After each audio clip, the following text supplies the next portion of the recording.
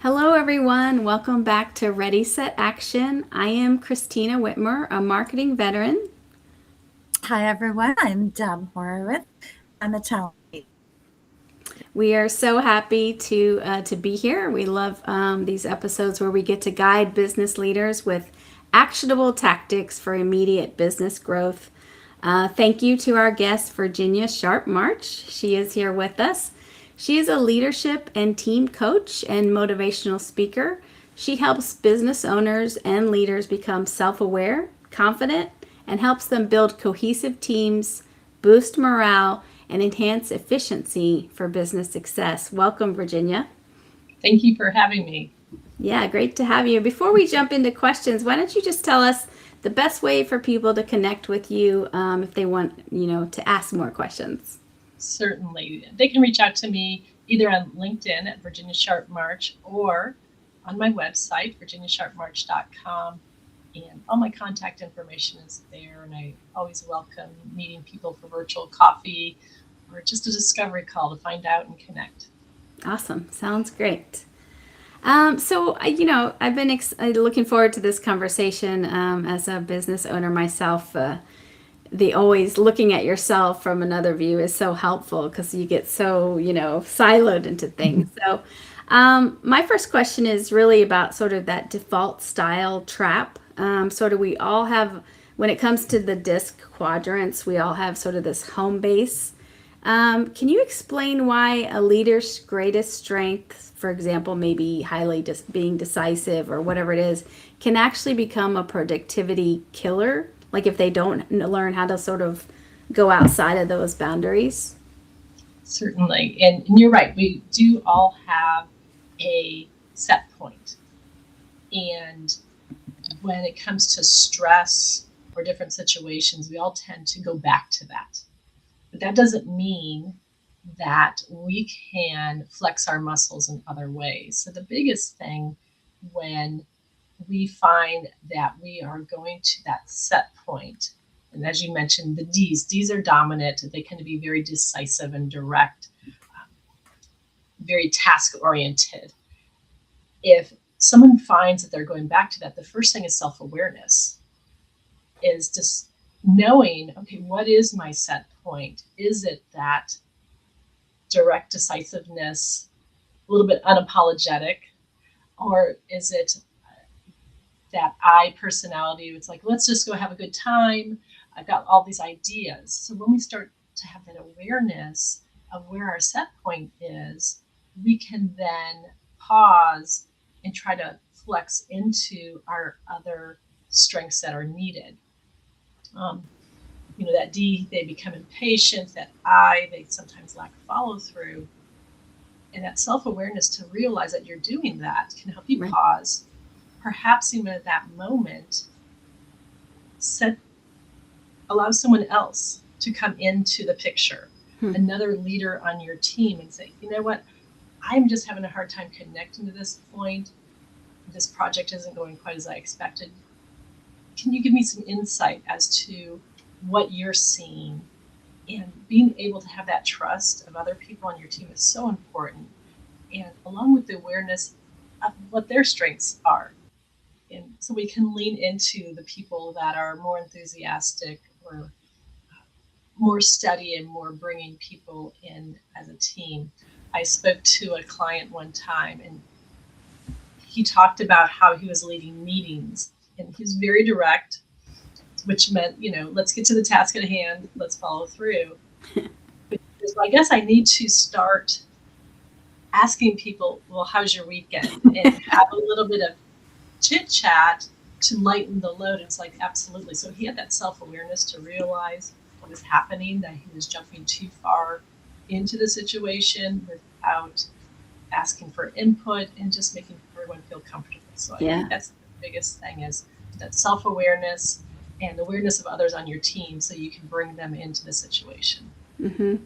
That actually really hits home. I think about a year ago or maybe less, I actually added 15 minutes on the calendar in front of the weekly meeting to just a coffee chat, how's it going? Like I had to mentally tell myself to do that, which is pretty funny.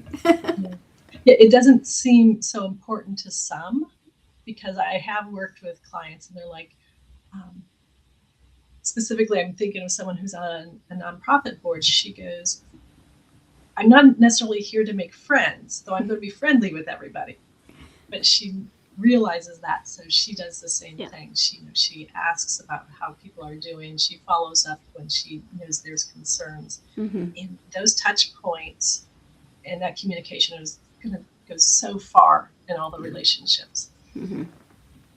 I think it's good too, like on the other side of it, for me, being aware that sometimes, like some clients or some consultants on the team want that direct approach. Yes.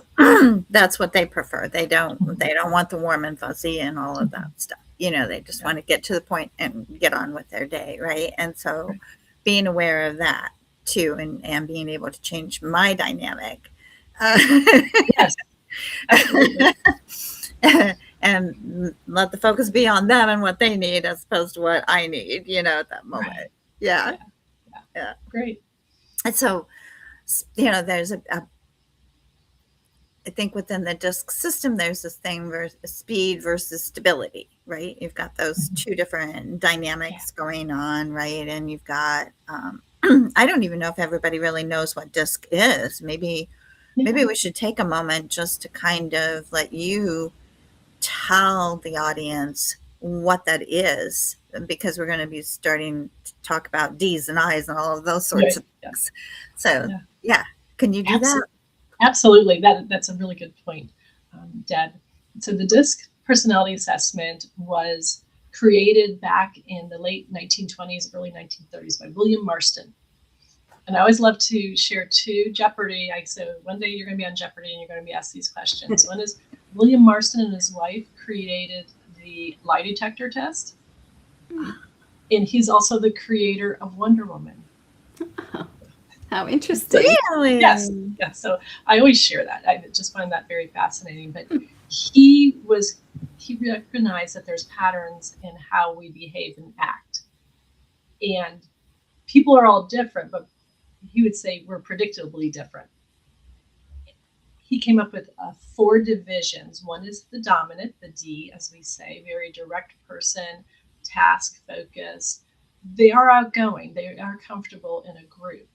But when it comes to a question, they want to know what needs to get done, and let's get it done. They want the 30,000-foot view. They don't want all the details, all the teeny tiny details, and they don't want the emotions. Okay. Our eyes are very influencing, very encouraging, motivation. They are the spontaneous members of our team. If you have them in charge of a meeting, it's going to be a fun meeting, but we may not come up with enough action steps. And our eyes want to know who's going to be there. They love to be appreciated.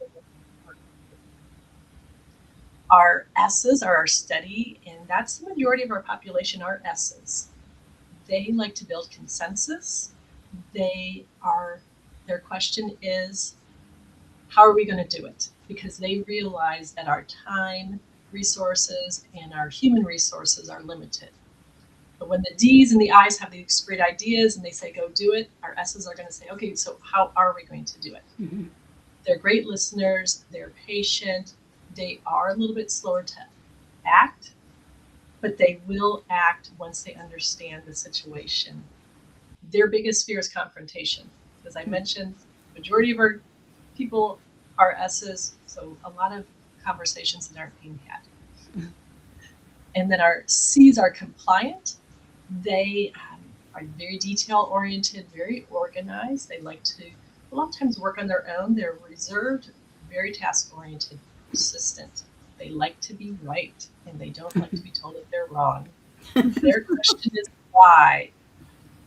If you are working with a D, they're going to ask you a lot of questions, which then makes you wonder if they are trusting your information. But no, that's just how they process things.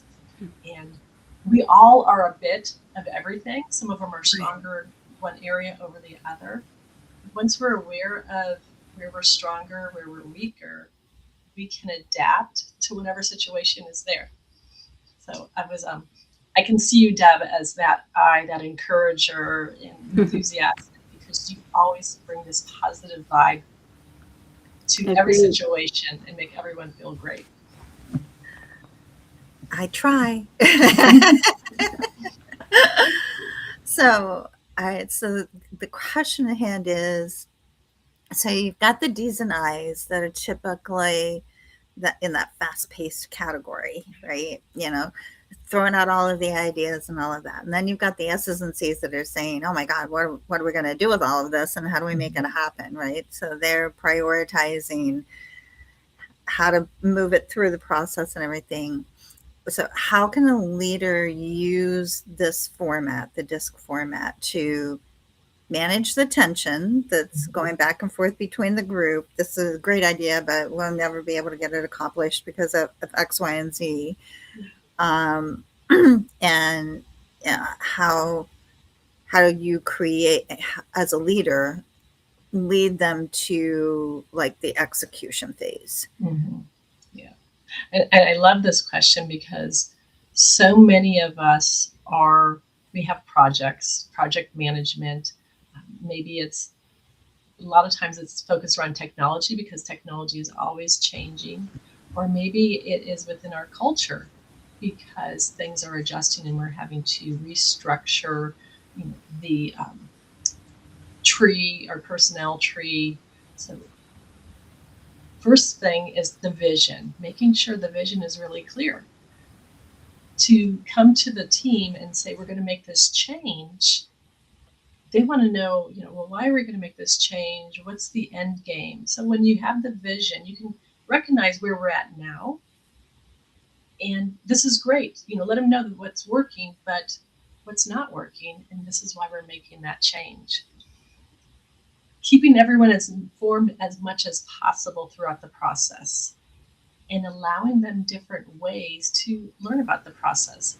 I think back to when I was within libraries, and we would migrate from one computer system to another.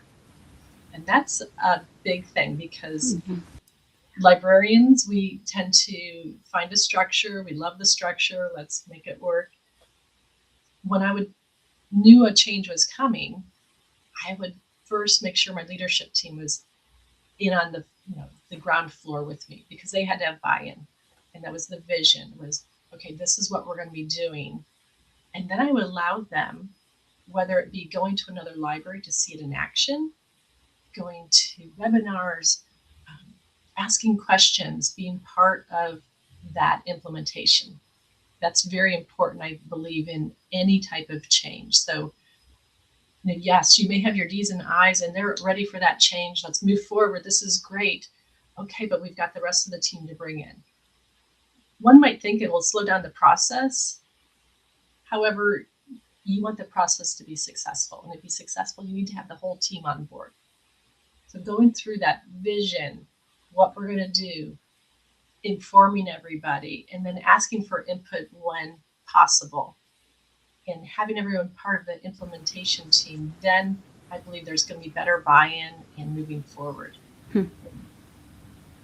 I have found that to work well. I'm working with a client right now, and she's going through the same thing, personnel changes, and she's keeping everyone informed. Another piece of that is recognizing we don't know everything. Right. I mean, how many times have we gone through a change and there's going to be some issues, but we're not aware of them yet. And when you know that, reassuring the team that, yes, we realize this, but let's move forward together. Let's discover the answers together. The communication is so important, and the buy-in is so important too. So I guess a little more about the building teams, which you've touched on. So for example, if a leader finds that they have maybe a lot of, high I, like enthusiasts, but no C, the detail checkers. I mean, what are the risks there, and how does DiSC sort of help you like fix that or fix the gap there? First of all, the DiSC is going to be able to identify those gaps. Yeah. I actually have a team that I work with and they're almost all C's and S's. So not very few I's and very few D's. So who's making the decisions? Who's keeping the team energized? When we recognize that, we can then try to flex those weaker areas of our personalities. Now, what you can do as far as if you're able to hire, you want to be able to create questions and interview that are going to focus in on those weaknesses of your team. But not everyone has that flexibility that they're going to be hiring new people. So we have this team right here. How do we acknowledge that? And that's the biggest thing, is that acknowledgement of where are our gaps and finding out ways to strengthen those gaps. And the personal growth and empowering others is so important in all that we do. And if it's a matter of team building or extra training, wherever we can find to build those, fill in those gaps, is going to help the team come better together. So it sounds like you may have some people that are more only one type of person, or some that are a little, sort of more middle ground. And I guess in a pinch, those are the ones you might coach to sort of cross over. Is that accurate or no? No, that is very accurate. Got it. And I'm holding my hands like a circle because DiSC, sometimes you can see it as a square, but my DiSC, when I put together my team, and I've had all my team take the DiSC personality, I put them on the circle. Okay, how close are you to another point on the circle? How close are you from being an S to an I or an S to a D? And those that are more in the middle, they're going to be able to flex quicker to those other personalities. And knowing that is going to help you determine, okay, this person has a little bit more strengths here. Let's develop that. Yeah. For sure. I think one of the challenges that I've seen over the years with leaders, whether it's an entrepreneur or whether it's just a department leader, is the hesitancy to delegate, or even maybe the inability to delegate because they feel like, well, I know how to do it and do it better than anybody else on the team, right? So I'm not going to do it, but then that creates a bottleneck. So how could someone use DiSC to kind of either help them decide what to delegate or how to give those instructions appropriately so that that person that's picking up that slack is going to be able to do it the way the leader wants it done? Yeah. And you've hit on two very important things. You talk about what you delegate and also how you delegate it. So there's two different ways of looking at that. There's different members of our team that it's like, okay, what we delegate to them, they may already have skills and knowledge in that area. But it's how you delegate is going to be the most successful. So when you look at, for example, Ds who want to know what needs to get done, okay, give them the authority and avoid the micromanaging because you know they're going to get it done. Our Is, they love to connect with the people and the purpose. We need to confirm follow-up steps. So with the Is, when you're giving them that authority to do something, you're going to then make sure, okay, we're going to follow up on this date and this date. Our S's, they want to know just clarity. What needs to be done? How can we get it done? And just reinforce support. S's like stability. They like to make sure they're safe and secure. And our C's, they want to know the standards. They want to know the details of what needs to be done. And how can they be successful with it? I look at when we delegate, we look at the responsibility. Is if someone can do it better than me, let's give them the responsibility to do it. Give them the authority. At what point do you want to be brought in on the decision? I always look at, you can start with, okay, go do the research and come back and let's talk about it. And I'll make the decision. Next level, okay, do the research and come back and give me your recommendation. Mm-hmm. And then you can build on that. Let's do the research, look into it, tell me your recommendation, tell me what you did. Mm-hmm. And then the highest authority is just let me know what you did. And when we can do that based on their style, then the team's going to be successful and the organization is going to be successful. Sounds good. Yeah, that's awesome. I'm a little curious about like conflict resolution, like and how DiSC might apply to that. So, it's often, I guess, sometimes when you're in it, it feels like it's very personal, but it sounds like DiSC's approach is that could be structural. So, like, how does the language, how does it work, and how do you solve those problems? Drama at work. That never happens. No, that never happens.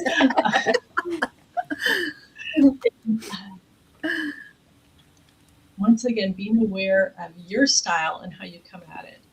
As I mentioned, our Ds can be very direct Mm-hmm. and almost unapologetically direct. Yeah. So they are really good at taking the emotions out of things. However, they might be so direct that people are going to shrink back. Yeah. So self-awareness of yourself and how you're coming to the table, self-awareness of the situation, being curious and asking questions, and being able to separate the gossip Mm-hmm. from the facts. Think about an iceberg. We see what's on top. We see maybe it's the person coming to work late. We see how it's affecting other staff, but we don't know what's under the water. Mm-hmm. Perhaps there's issues going on at home, or maybe there's some other conflict going on between the staff members. So being curious and asking questions is so very important. Mm-hmm. Being aware of the situation, being self-aware, then understanding how is that person more than likely going to react. Because once we know the pattern of Mm-hmm. people and their communication styles, we know that our Ds will become defensive. Mm-hmm. Our Is will just make light of the situation. Our S's, they tend to get quiet and shrink. Mm-hmm. Our C's get so involved in the details that there's no action taken. So knowing how each person is going to react in the situation can help you then bring them together Mm-hmm. in a better situation, knowing how to set it up. And then that's a matter then, okay, let's have the conversation. Let's separate the emotions from this. Let's just work on the facts. Mm-hmm. Let's find out what are the expectations. How can we, what is going to look success in this situation? Yeah. And then brainstorm an idea as to, okay, what's going to work best and how can we implement that and move forward? Having these difficult conversations, we avoid them so much, but Mm-hmm. when we start to have small, courageous conversations, even at the grocery store, when something rings up with the wrong price and you speak up, and that might seem minor to some people, but having the courage to speak up then builds that ability to then have a courageous conversation when it comes up at work, that difficult conversation. And knowing your style and how you come forward is going to have a successful conversation. Yeah. So I guess depending on their style as well, if you're having to correct someone in some way, like adjust a behavior, I guess how you deliver that correction would change as well, slightly, perhaps. Absolutely. Yeah. The D wants to know, what did I do? Let me get it corrected and move on. Yeah. The S's want to be reassured Mm-hmm. of what they're doing well, and how they can do better. Yeah. The eyes, they want to be appreciated. Mm-hmm. They always want to be included. So they also need reassurance of where they're doing well. What is this conversation not about? Yeah. If it's someone in customer service, is their customer service good? Or is it an issue with their attendance? So reassure them what's going well, but then let's focus in on where the real problem lies here. Yeah. And relate to them the way they want to be related to.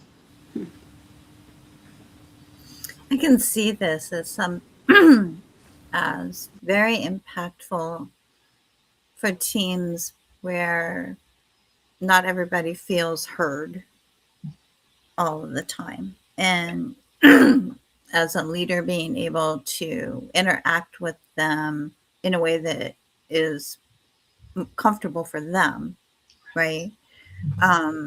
Would open up more conversations. And I'm just curious, and this is just off the top of my head, but I'm just curious, like after somebody, a leader and their department go through something like this with you, or even an entrepreneur with their team goes through something like this with you, what kind of benefits have you seen as a result of that? The benefits,